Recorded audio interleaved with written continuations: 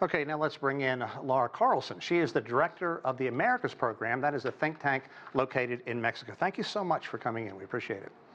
Thank you, Sean. And normally, this is quite the united affair, with a chance for Latin America to raise its collective voices. But with Mexican President Andres Manuel López Obrador promising not to attend the summit if the U.S. follows through and bars Cuba, Venezuela, and Nicaragua, where do we stand? Well, we've seen these kinds of divisions before in the summit because it comes down to, in some ways, a test of U.S. hegemony. Particularly when the United States starts with a very specific agenda oriented toward its own interests, and when, like now, at this point in history, you have a number of center-left countries that are attempting to break out of that and that have differences with that United States agenda. That's what's happening right now. But it all comes down to, as you say, really this confrontation which seems to be still at an impasse between López Obrador in Mexico and the United States regarding the fact that the Mexican president has said very clearly, if countries are excluded from what's supposed to be a summit of the Americans, we will not attend. Bolivia has also said it will not attend. Now Argentina, Alberto Fernandez is attending, but supposedly as a representative of the community of Latin American states in the Caribbean, and to protest the exclusionary policies.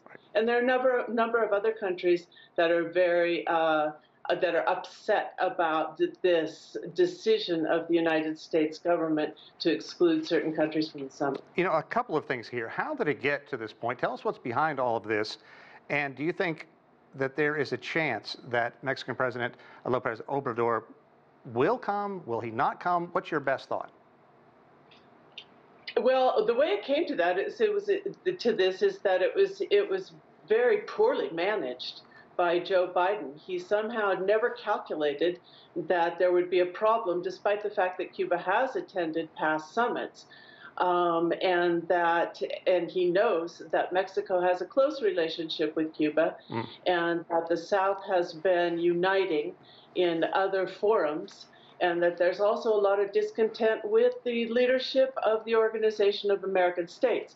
So when, from the beginning, people from the Biden government began to say that we're having a summit and we're not inviting these countries, he immediately set up this conflict between particularly the Mexican president.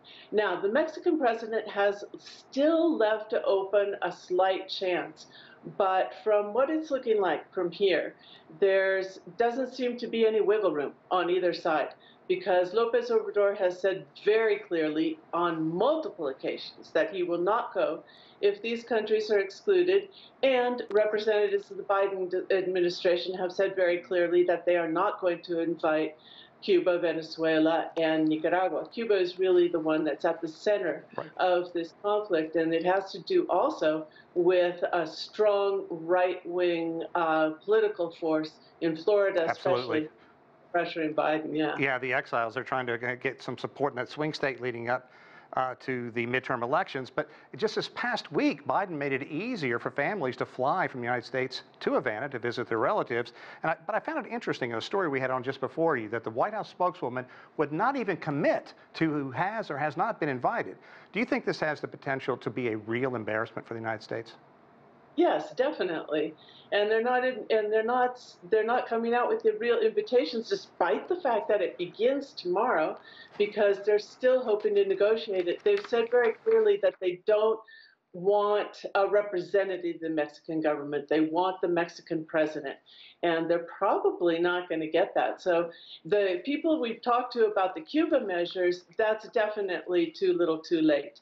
The Cuba measures are just barely lifting some of the very strict sanctions, additional sanctions that were imposed by the Trump administration, and that won't really move anything in terms of this particular conflict. Boy.